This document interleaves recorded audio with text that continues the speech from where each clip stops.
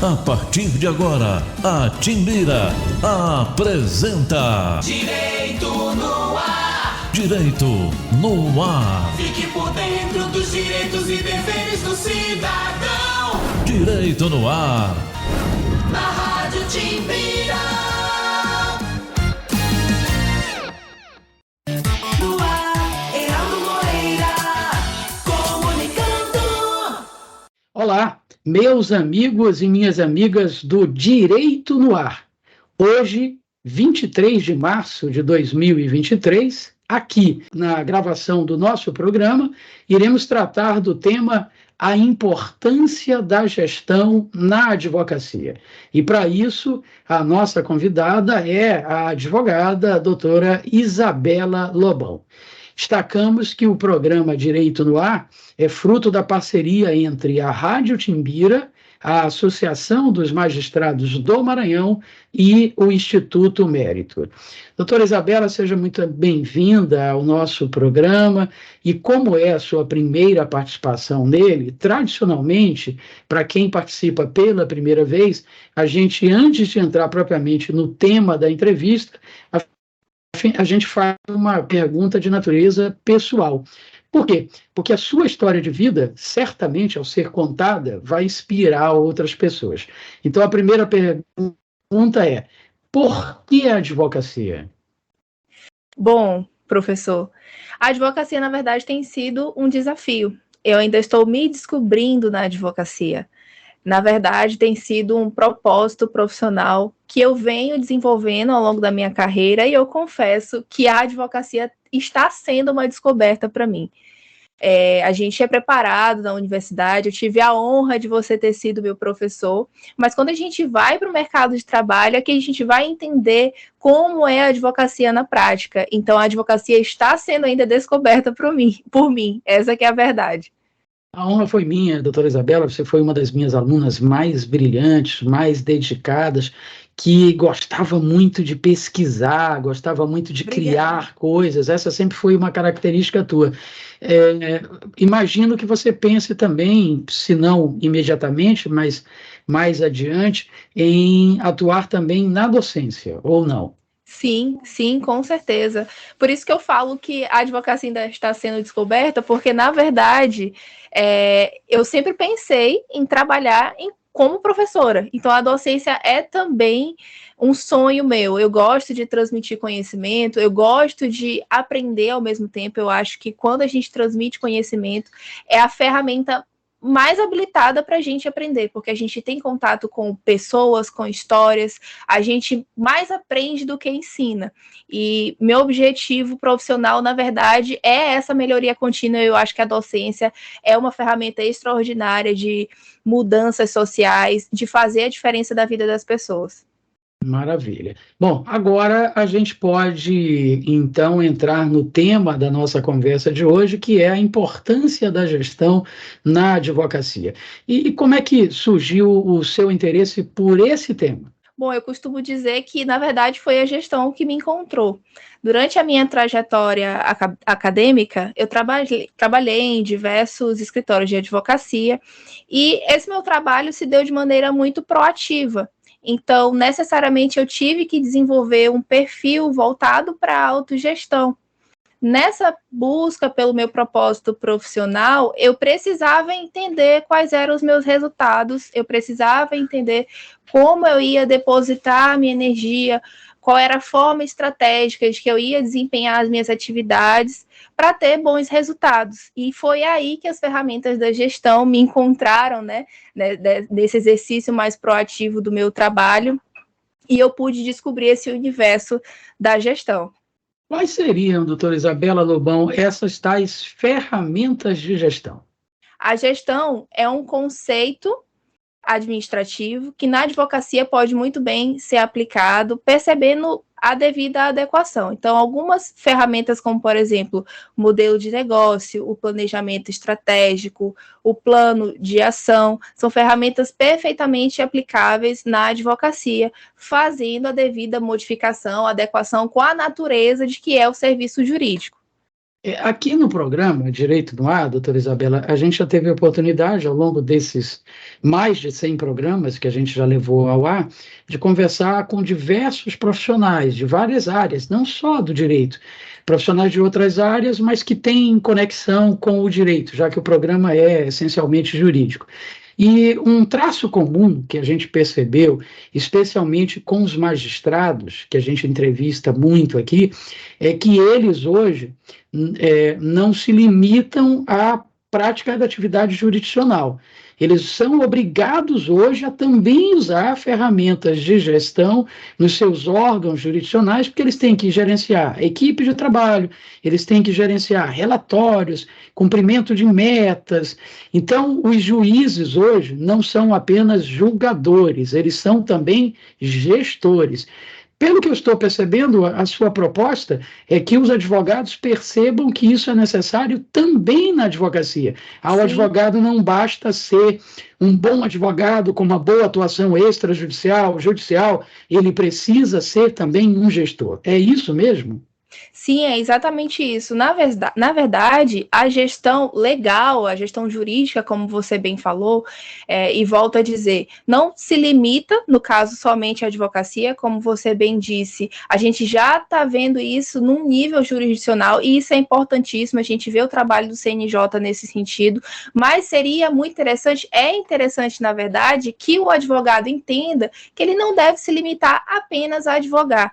Na verdade, é preciso que o corpo jurídico, na verdade, seja uma banca menor, seja um advogado individual, seja uma banca mais robusta, utilize ferramentas de gestão para prestar um serviço jurídico controlado, sem ser reativo, ser mais ativo. Na verdade, com que o advogado tenha controle através dessas ferramentas de como ele presta esses serviços jurídicos e como ele colhe esses resultados. Afinal, a gente só pode medir o desempenho através de indicadores de resultados, e inclusive essa é uma ferramenta que pode sim ser utilizada dentro dos escritórios de advocacia, seja na verdade um advogado individual, seja uma banca já consolidada. Isso me fez pensar, doutora Isabela, na época em que eu dava aulas também para o curso de administração, tinha lá a cadeira de introdução ao estudo de direito, que à época era chamada de instituições de direito público e privado, enfim. Hoje parece que é noções de direito, algo assim. E os futuros administradores, logo na primeira aula, eles perguntavam assim, por que a gente vai ter aula de direito? Isso aqui não é curso de direito, é curso de administração. E aí eu dizia, olha, vocês serão gestores. Gestores precisam tomar decisões a todo momento. E essas decisões não podem ser ilícitas. Como é que vocês saberão se são lícitas ou não, se vocês não tiverem a mínima noção de direito? E daí eles se convenciam. Pelo que a senhora está dizendo, com a evolução da advocacia, da gestão, será que hoje no curso de direito eu vou ter que fazer o contrário? Eu vou ter que dizer para os alunos de direito, olha, vocês também terão que fazer um curso de administração. Chega a esse nível, não? Não necessariamente é preciso fazer um curso de administração. Como eu disse, alguns fundamentos da administração são perfeitamente aplicados no âmbito da advocacia com a devida adequação, como, por exemplo, o uso das ferramentas que eu acabei de mencionar. Análise SWOT, planejamento estratégico, mas é muito importante que dentro das universidades, que dentro das instituições, os alunos já estejam preparados para esse mercado, entendendo ideias da administração, fundamentos da administração, para que eles tenham uma visão voltada para a gestão. A gestão, ela não necessariamente deve ser feita somente pelos sócios. É necessário que cada pessoa envolvida naquele negócio, e sim, respeitados os limites éticos da nossa profissão, a advocacia deve ser vista como uma visão de negócio, e sim, é perfeitamente aplicado essas ferramentas da administração. Então, sim, nas universidades, é muito importante que o aluno já esteja preparado, inclusive conheça ainda que minimamente essas ferramentas e as utilize quando for para o mercado de trabalho. A utilização dessas ferramentas de gestão em escritórios de advocacia. faz de fato uma grande diferença no resultado financeiro, na satisfação do cliente, ou aquele escritório tradicional que faz o mesmo que se fazia há 10, 20, 30 anos atrás, não vai sentir assim tanta diferença? Bom, na verdade, eu digo que a utilização dessas ferramentas, a necessidade de, no mínimo, conhecer a gestão, se tornou algo indispensável. Antes se dizia que é um diferencial, mas hoje eu tenho certeza que não se trata mais de um diferencial, trata de uma questão de sobrevivência.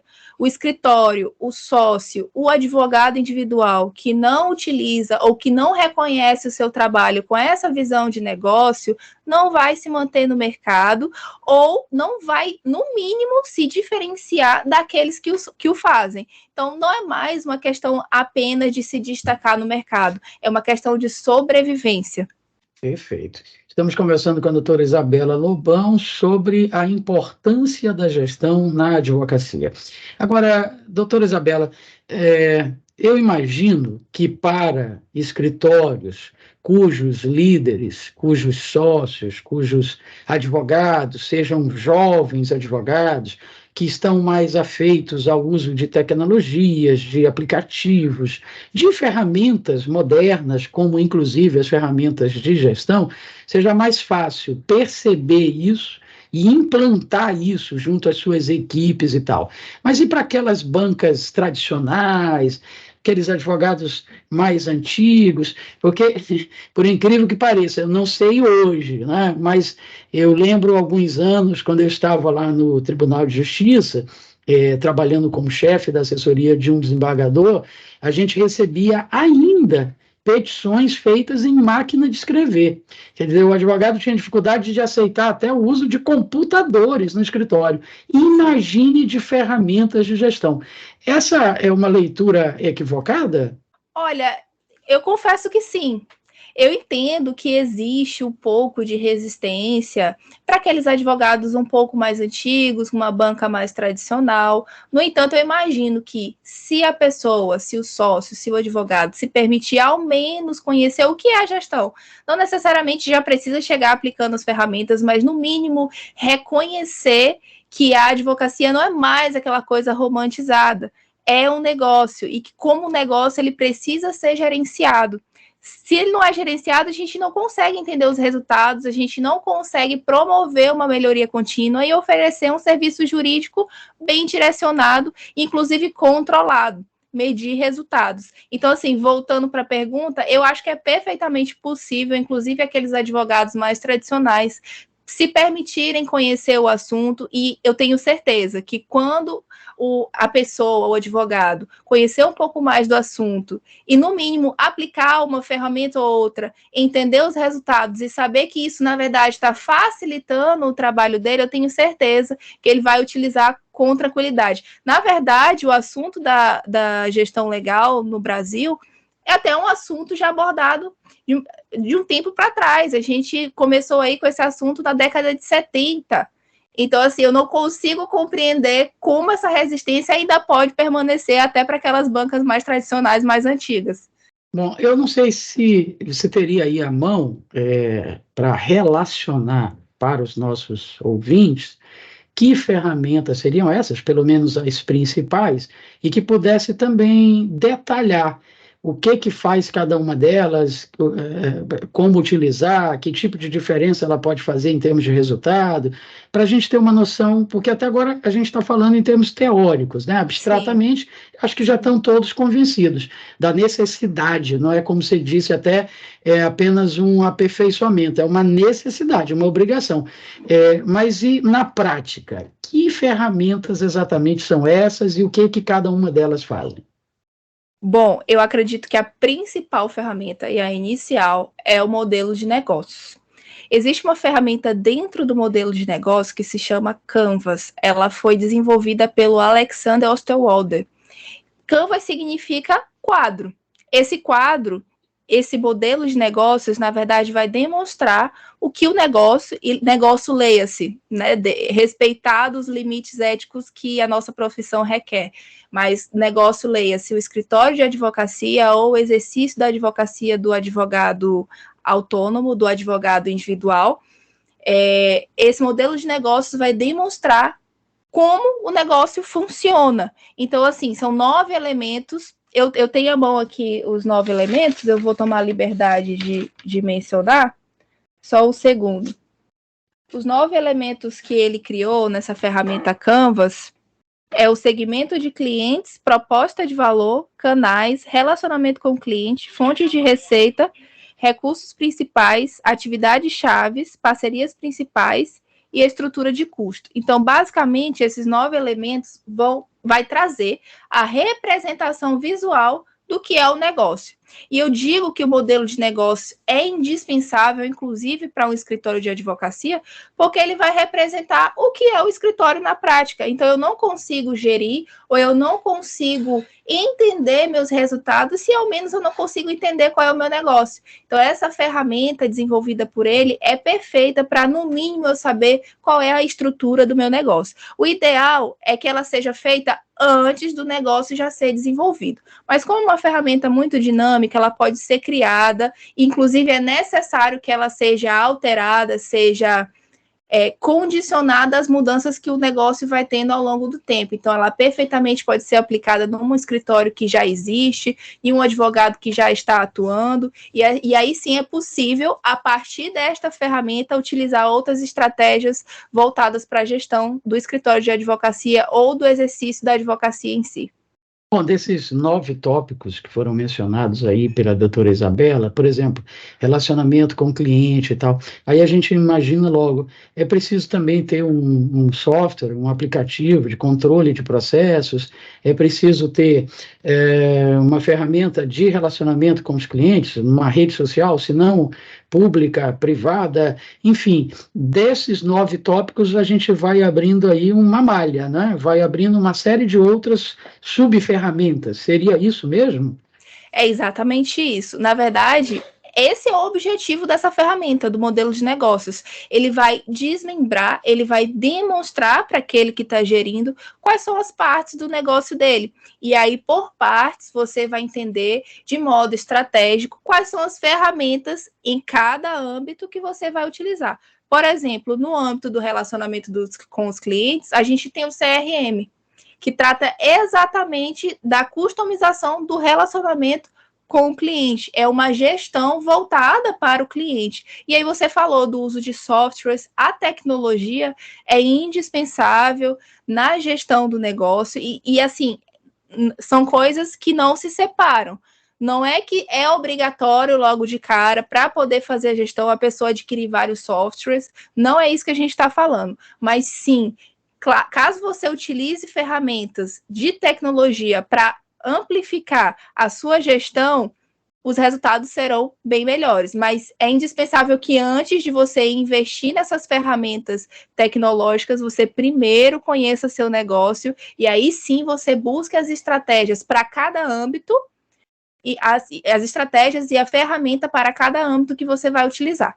Os advogados, doutora Isabela, eles podem, eles próprios, né, conhecer essas ferramentas, estudar sobre elas, aplicá-las e tal, ou podem também, imagino eu, já deve ter esse serviço à disposição, contratar uma empresa que preste esse serviço e que faça essa análise, essa gestão, indique as ferramentas mais adequadas. É isso mesmo? Sim, na verdade, e até uma coisa aqui que eu gostaria de esclarecer, existe uma diferença da figura do gestor para a figura do líder. Não necessariamente o gestor é um líder. É claro que se o gestor já tiver as habilidades de um líder, o perfil de um líder, os resultados serão maravilhosos. Mas assim, não se requer que exista em um lugar somente um gestor ou somente um líder. Na verdade, essa gestão horizontal, ela é até interessante. É interessante ter uma postura descentralizadora, tanto do gestor quanto do líder. E aí você mencionou os prestadores de serviço. Então, sim, se esse escritório, se esse advogado possui, no momento, a oportunidade de contar com o trabalho de outras pessoas, inclusive da prestação de serviços daqueles especialistas em cada assunto. Volto a dizer, no caso do CRM, a gente já tem um analista de CRM, ele é um especialista no assunto da gestão do relacionamento com o cliente. Então, no âmbito do relacionamento com o cliente, se aquele advogado, se aquele escritório tem a oportunidade de contratar um prestador de serviço, é óbvio que os resultados serão ainda melhores, e na verdade isso até é indispensável, ter a ideia descentralizadora, contar na verdade com pessoas e profissionais capacitados e especialistas no assunto. Entendi. Está muito fácil de entender o tema de hoje, a doutora Isabela explica com muita facilidade. Um ponto prático, né? Uma coisa que os advogados reclamam, entre aspas, muito, que traz uma certa perda de tempo, de energia, é ter que atender o cliente para explicar como é que está o seu caso, como é que está o seu processo, qual é o próximo passo e tal. E eu sei que há ferramentas que permitem que o cliente ele possa fazer esse acompanhamento processual ele próprio, acessando via escritório, como está o andamento do seu caso e tal. Mas ainda assim, primeiro, vão surgir aquelas dúvidas, né, sobre termos jurídicos, o que é exatamente aquilo que está registrado ali no sistema, o que aconteceu. E segundo, tem aquela necessidade também, né, porque para o advogado, aquele caso é mais um, mas para o cliente, aquele caso pode ser o caso da vida dele, né, único e fundamental. Como que essas ferramentas de gestão, doutora Isabela, elas conseguem conciliar esses interesses, para que o advogado perca menos tempo e para o cliente não se sinta abandonado? Bom, é exatamente isso que você falou. Aplicar a gestão no âmbito da advocacia é, primeiro, conhecer o seu negócio, saber o que você quer ser e o que pretende ser e como você vai fazer isso. Inclusive, a viabilidade disso. Então, a gestão nada mais é do que entender o que está acontecendo hoje e definir estratégias para alcançar aquilo que você espera.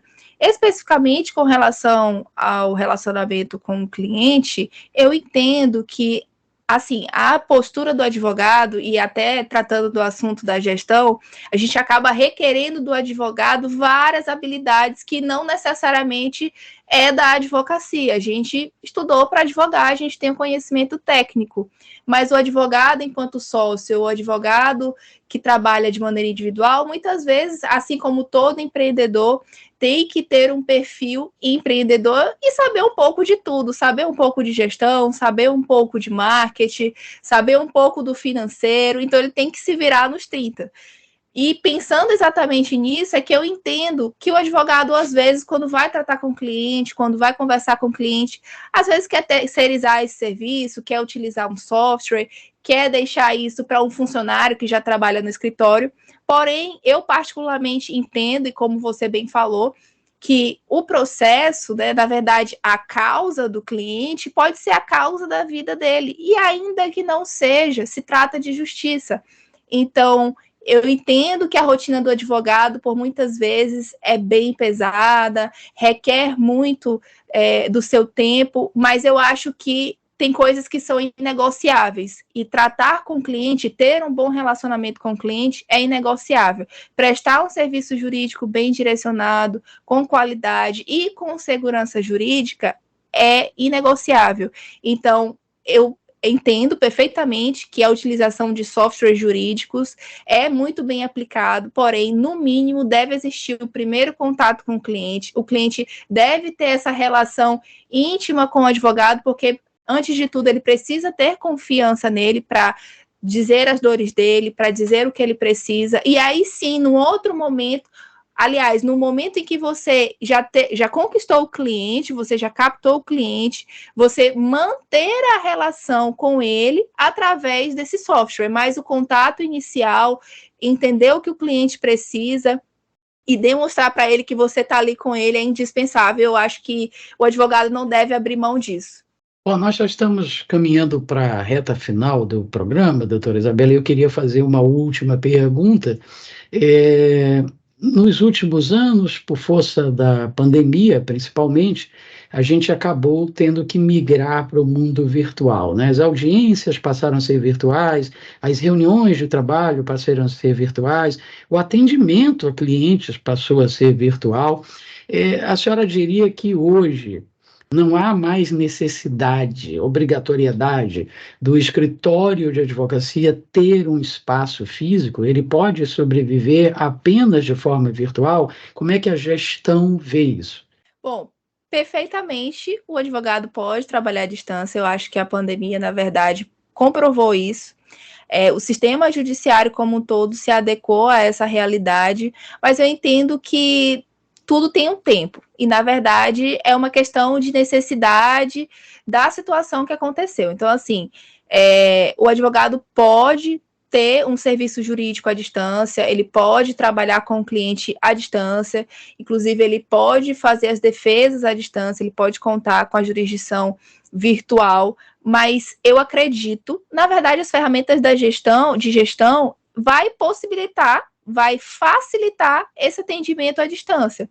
No entanto, eu acredito que o contato físico, ter um lugar para receber o cliente, volto a dizer, a questão de transmitir para o cliente a segurança necessária para ele confiar no trabalho do advogado, não que um escritório à distância não passe essa segurança, mas eu acredito que o contato físico pode promover para o cliente experiências que o trabalho à distância não, a princípio, não transmite.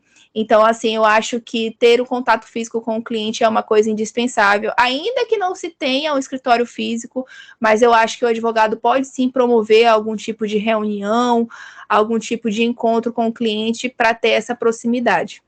Muito bem. Doutora Isabela Lobão, agora sim, a gente está chegando ao final do nosso programa de hoje.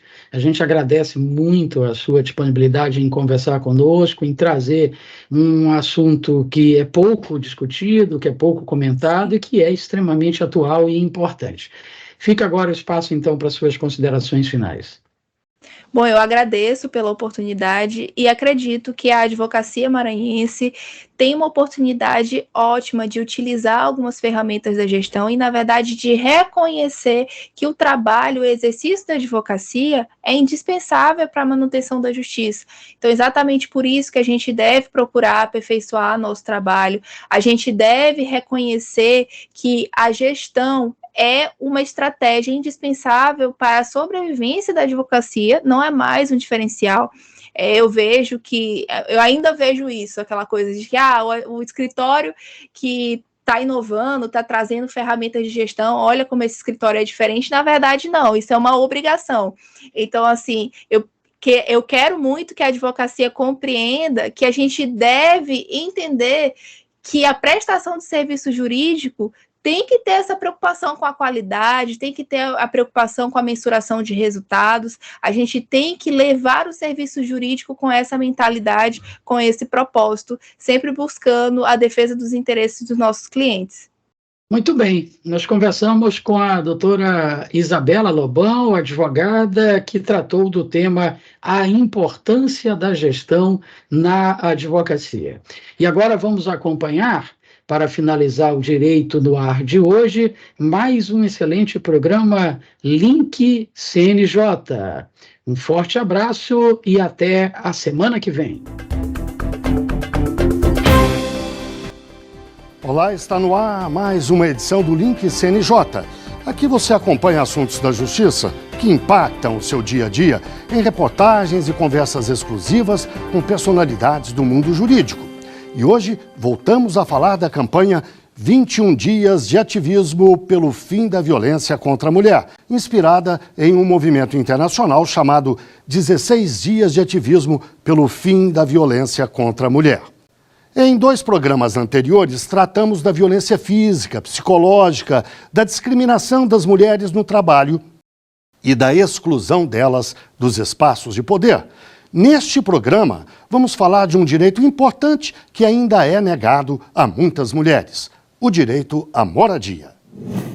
Um estudo da Fundação João Pinheiro demonstra: as mulheres chefes de família representam 6 de cada 10 pessoas que vivem em habitação precária ou que pagam aluguel excessivo para a renda familiar. É importante ressaltar que cada vez mais as mulheres somos chefes de família. Então, cada vez mais nós compomos uma parcela da sociedade que abarca com todos os custos familiares em todos os estratos e classes sociais, das mulheres mais simples às mulheres mais estudadas ou com outras posses. Mas é claro que as mulheres mais simples sofrem isso de uma maneira um pouco mais desigual, porque os seus trabalhos são ainda mais precários e, portanto, elas não têm acesso a outras questões que compõem a cidadania. E está na Constituição: o direito à moradia é um direito social, assim como a educação, a saúde, a alimentação, o trabalho, o transporte, o lazer, a segurança, a previdência social, a proteção à maternidade e à infância, além da assistência aos desamparados, um papel sempre delegado às mulheres. Elas também são as responsáveis pelo cuidado, o cuidado dos filhos ou o cuidado dos idosos. Então, isso também é parte desse questionamento da ocupação da cidade. São as mulheres que se locomovem no vai e vem, então elas dependem mais de transporte público. Se as crianças não estudam na escola, como é que essas mulheres vão poder sobreviver? Então, tem várias questões que não se restringem apenas ao teto. É esse direito à cidade que a gente tem que defender. Para falar sobre o assunto, eu converso agora online com Fabiane Pieruttini, juíza auxiliar da presidência do CNJ, e com Daniele Regina Pontes, professora de Direito. Muito obrigado a vocês duas pela participação aqui no Link CNJ. Eu começo com uma pergunta para a doutora Fabiane. O problema de moradia no Brasil atinge uma larga maioria da população, gente de baixa renda de todos os gêneros, pessoas vulneráveis de todos os tipos, homens inclusive. O que justifica, na sua avaliação, esse cuidado especial com o direito das mulheres à moradia? É o fato da maioria delas ser chefe de família isoladamente? A gente percebe que existe uma gravidade no déficit habitacional feminino. Atualmente, a estrutura heteronormativa das famílias não é mais aquela composição homem, mulher e filhos. Mais da metade dos lares brasileiros são compostos pela estrutura mulher mais filhos. O que significa claramente, então, que uma mulher desabrigada ou uma mulher sem uma moradia adequada significa uma família inteira desatendida em seu direito fundamental. O direito à moradia, ele é um direito reconhecido pela ONU desde 1948, como direito humano essencial. Na Constituição da República, ele veio no ano 2000, mas ele ainda é um grande desafio. E o direito à moradia, ele é o acesso para todos os outros direitos sociais. Fica muito difícil a gente pensar num acesso à saúde sem moradia, num acesso à educação sem moradia. Então, uma mulher desabrigada e uma mulher desatendida em seus direitos fundamentais acaba implicando num decréscimo da eficiência dos demais programas sociais e políticas públicas de desenvolvimento para todos os brasileiros. Doutora Fabiane, a ONU fala em 7 dimensões desse problema. A senhora pode nos ajudar a entender isso melhor? Sim, a Organização das Nações Unidas, ela entende o direito à moradia em 7 dimensões. Primeiro, diz respeito à habitabilidade.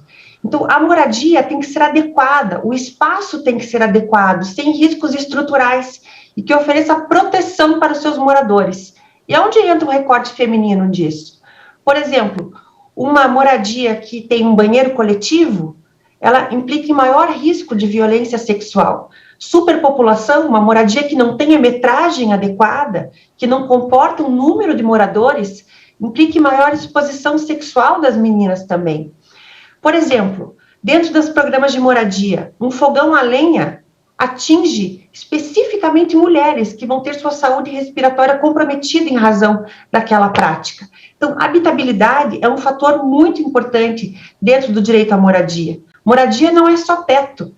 A pessoa, a mulher, tem que ter direito de se desenvolver, tem que conseguir se desenvolver dentro do lugar onde está morando. Por exemplo, uma habitação irregular dentro de uma zona irregular, onde não entra uma ambulância, onde não entra um carro de bombeiros, ela não pode atender perfeitamente o direito à moradia.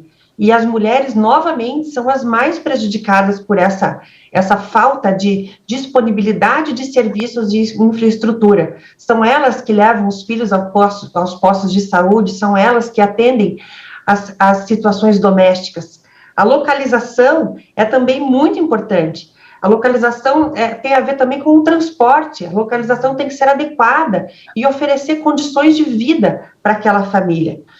Um outro fator muito importante, que é listado pela ONU como requisito da moradia, é a segurança na ocupação. E aqui nós temos dados alarmantes. 60% hoje das pessoas que estão sujeitas a uma ordem de despejo no país são mulheres. Aí entramos também na questão da violência doméstica, que é um recorte absolutamente feminino. As questões de violência doméstica, não raras vezes, acabam na saída da mulher de sua casa, junto com seus filhos ou não. Qualquer um que já pisou numa ocupação urbana percebe que a maior parte das residências improvisadas lá é composta por mulheres, 60% são mulheres, 75% das lideranças são mulheres. E normalmente existe um liame que une, fora a pobreza e outras questões, que é a violência doméstica. Muitas mulheres são levadas à habitação irregular fugindo da violência doméstica. E, professora Daniele, eu lhe peço a mesma resposta à pergunta, aquela primeira pergunta que eu fiz à doutora Fabiane. Afinal, por que as mulheres devem merecer um tratamento especial quando se trata de moradia? Fica claro hoje para nós, a partir dos dados que foram levantados, inclusive pela Fundação João Pinheiro, esses dados entre 2016 e 2019, demonstram que houve uma feminização do déficit habitacional. O que significa dizer que a situação da mulher, ela está mais aguda no que diz respeito à efetivação do direito à moradia e ao conjunto dos elementos que conformam o direito à moradia, né?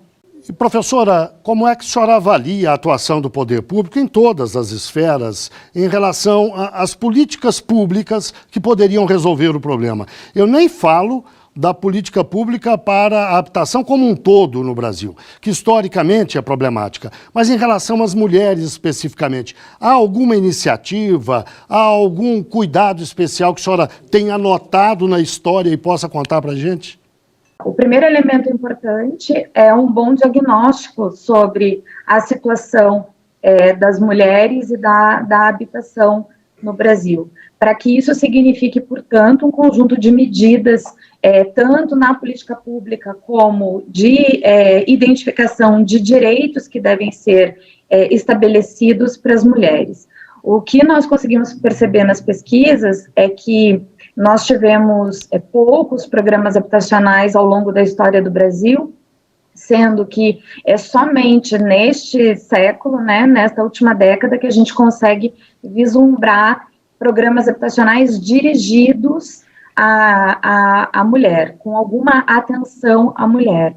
Então, as políticas públicas, tanto de provisão habitacional, que produzem, portanto, novas moradias direcionadas às mulheres, e as medidas de regularização fundiária, que reconhecem espaços possessórios de mulheres em áreas consideradas tradicionalmente como irregulares, mas aí com a possibilidade de dirigir a titulação desses imóveis às mulheres, facilita e possibilita a permanência e a segurança jurídica dessas mulheres nos seus territórios. Então, são políticas públicas, sim, bastante importantes, né, de titulação feminina, tanto de propriedade quanto de posse, nas diversas formas das concessões possessórias, que fazem com que a mulher tenha um pouco mais de segurança em relação à habitabilidade.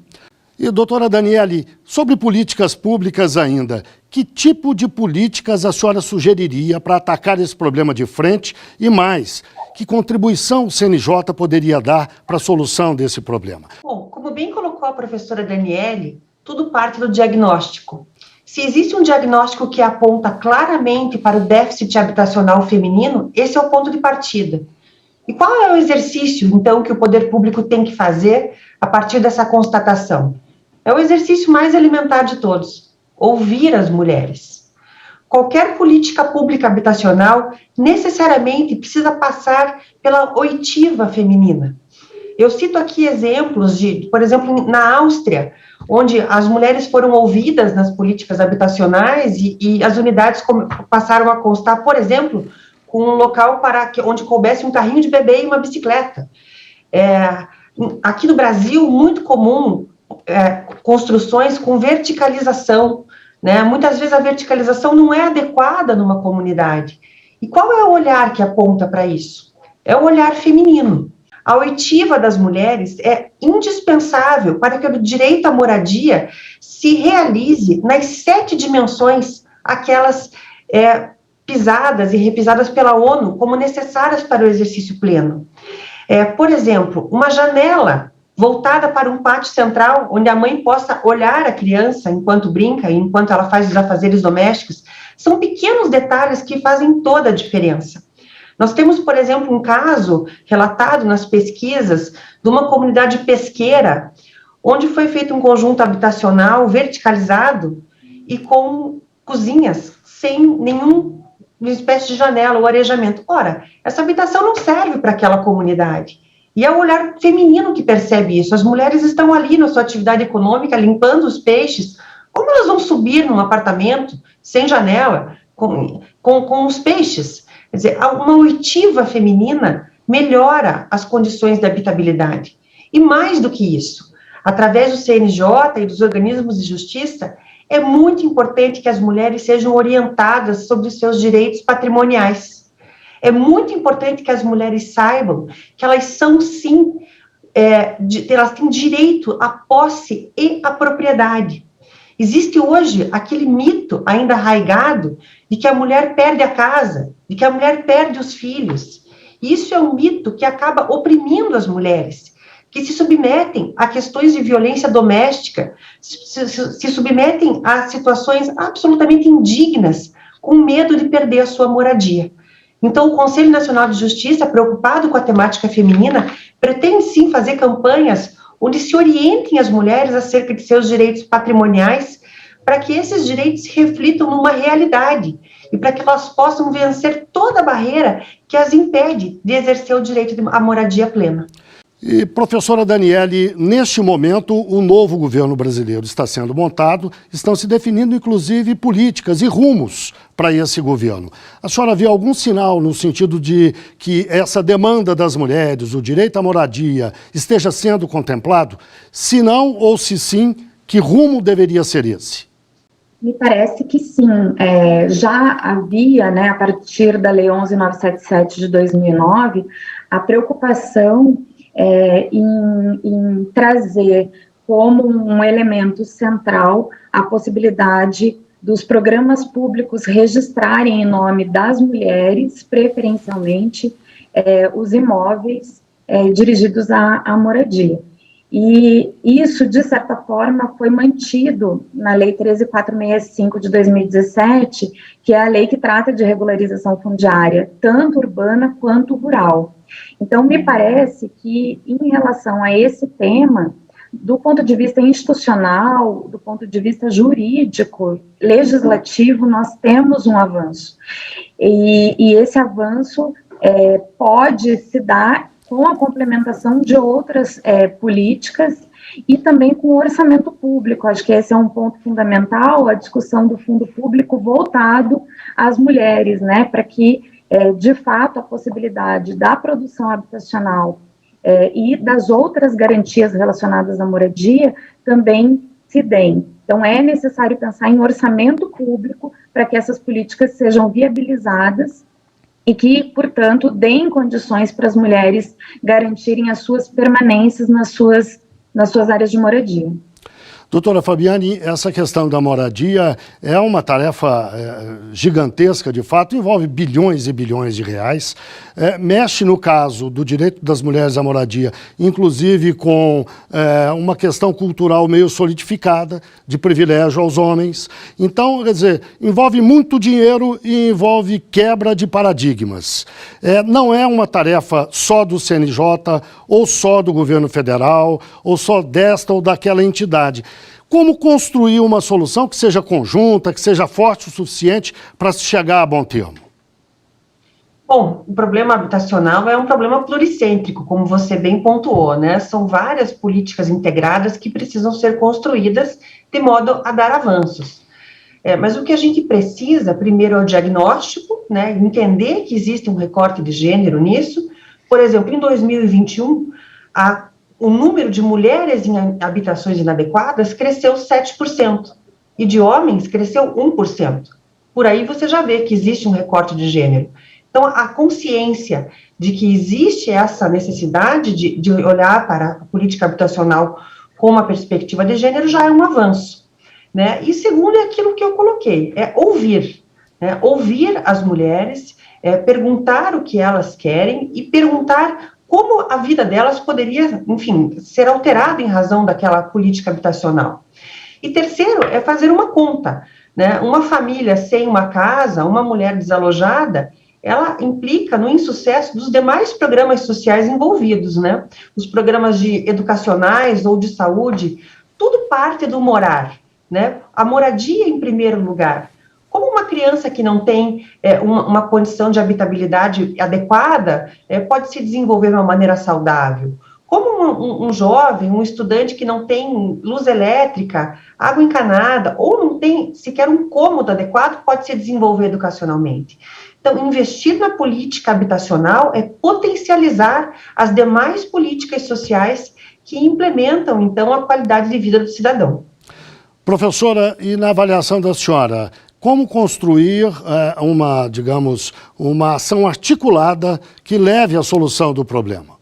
Bom, em primeiro lugar, retomar as institucionalidades que tratam da questão de gênero, né, especialmente no âmbito das cidades, ou seja, atrelar a ideia de gênero, espaço, gênero, lugar nas cidades, para que a gente consiga dar conta dessa complexidade que diz respeito não só à moradia, mas às dimensões todas da vida da mulher num país como o Brasil. Então, essa articulação, ela é absolutamente fundamental para que se dê mais segurança às mulheres. Um outro ponto importante diz respeito à priorização das mulheres nos programas habitacionais. Esse é um elemento fundamental. A legislação já traz, né, essa possibilidade, mas isso tem que ser afirmado na prática do programa público, ou seja, se há necessidade de se estabelecer preferência, que a preferência seja para as mulheres, especialmente nas situações em que a gente verifica a baixa renda, que é a população de mulheres mais atingida pelos problemas de moradia, né, até um salário mínimo, pelo menos. A outra questão bastante importante é um cuidado, uma atenção às vulnerabilidades, em especial em função do aumento da população em situação de rua, e nesse caso as mulheres são as mais vulneráveis também, e portanto aqui a necessidade de programas emergenciais, né, o tempo aí é de 24 horas para resolver a situação de vulnerabilidade das mulheres. Então, existem programas que podem ser realizados no curto prazo, mas existem programas que devem ser realizados de forma imediata, de forma emergencial. Então, o conjunto dos programas, a articulação dos programas pode permitir maior proteção ao direito das mulheres. Bem, chegamos ao fim da nossa entrevista. Eu agradeço muito a participação de Fabiane Pieruttini, juíza auxiliar da presidência do CNJ, e de Daniele Regina Pontes, professora de Direito. Agora vamos ao quadro Uma História, aquele momento em que um juiz ou uma juíza conta um caso que marcou a carreira dele ou dela. Vamos à história de hoje. Olá, meu nome é Larissa Angélica Kopak Muniz, eu sou juíza de Direito do Tribunal de Justiça do Estado do Paraná, e hoje eu venho aqui contar a vocês a história de um grupo, de um coletivo de juízas do nosso estado chamado Antígona. Nós somos hoje no Paraná aproximadamente 352 juízas, e esse grupo contém hoje, já reúne metade das juízas do estado do Paraná. E qual foi a ideia da criação desse grupo? Esse grupo surgiu de uma necessidade que sentimos nós, mulheres juízas do nosso estado, de representatividade e de termos uma voz, e não mais termos porta-vozes. O Antígona quer que as juízas, as mulheres, tenham paridade nos espaços de poder. A diversidade, ela não é boa só para as mulheres, a diversidade é boa para toda a humanidade. Nós temos habilidades diferentes, homens e mulheres têm habilidades diferentes, mas elas se complementam. Então, o movimento não é um movimento que queira tirar espaço de homens, não. O movimento é um movimento que quer que as mulheres também tenham espaço, e que dentro desse espaço possam dialogar de maneira, sempre utilizando uma comunicação não violenta, através da colaboração, para que os espaços institucionais do Poder Judiciário sejam mais diversos e que possam contar com as habilidades que nós, mulheres, temos a oferecer. E com esse espírito, com essa ideia, é que o nosso movimento iniciou em 18 de julho de 2022, dia do aniversário de Nelson Mandela. Então, já somos abençoadas com um grande pacifista a nos apadrinhar, e seguimos defendendo pautas que são de interesse das mulheres dentro da instituição e fora delas, tudo sempre com a intenção de contribuir para que o judiciário seja um judiciário mais diverso, mais humano, mais aberto e mais pronto para entregar para a população aquilo que está no preâmbulo da nossa Constituição, que é o nosso fim único, a solução pacífica das controvérsias. Bom, o nosso movimento, embora jovem, já colhe frutos dessa movimentação. Primeiro, uma grande mobilização das juízas do Estado do Paraná para o letramento de gênero, que é o quê? Aprendermos a nos posicionarmos com relação a questões de gênero sem violência, no sentido de contribuir para a discussão.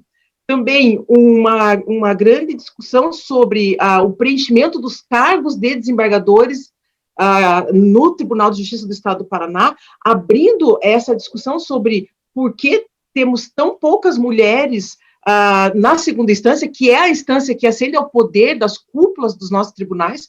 Então, hoje nós somos 54% da base do Poder Judiciário paranaense, mas só 14% dos cargos de desembargadoras são ocupados por mulheres. Essa é uma realidade que precisa e que deve mudar, e esse é um primeiro grande trabalho do nosso coletivo de mulheres. Bem, chegamos ao fim de mais um Link CNJ. Muito obrigado a você que esteve com a gente até agora, e até o próximo programa. Você acabou de acompanhar mais uma atração da Timbira AM. Direito no ar. A primeira do Maranhão. Timbira.